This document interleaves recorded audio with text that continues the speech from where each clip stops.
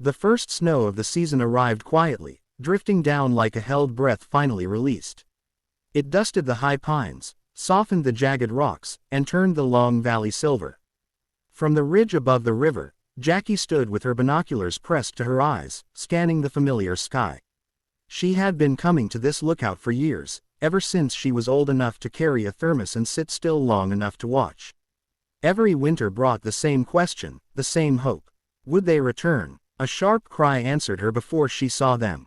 Shadow came first, slicing across the pale morning like an ink stroke, wings wide and steady. Jackie smiled.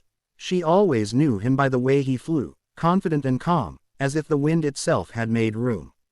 A heartbeat later, Jackie spotted the second shape, smaller but fierce, cutting tighter turns. "Jackie," she whispered, laughing at the coincidence of names as she always did. "You're back." Jackie and Shadow had returned to the valley again. But even in those first moments, Jackie felt it. This season was different.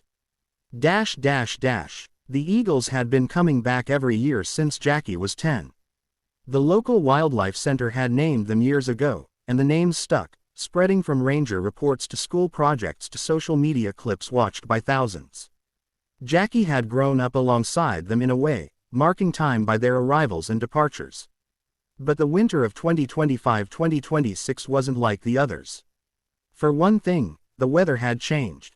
The cold came late and uneven, broken by strange warm spells that melted the river ice just enough to make it dangerous. Fish patterns shifted, prey moved differently, even the trees seemed unsure whether to rest or keep growing. And then there was Jackie. She wasn't 10 anymore, she was 16 now, taller, quieter, carrying a notebook instead of just binoculars.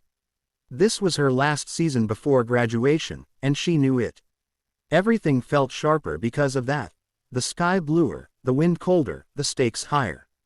She packed up and headed down to the ranger station, boots crunching on frost. "They're back," she told Mr. Alvarez, the senior ranger, who looked up from a weather map pinned with red flags. "I figured they would be," he said, smiling.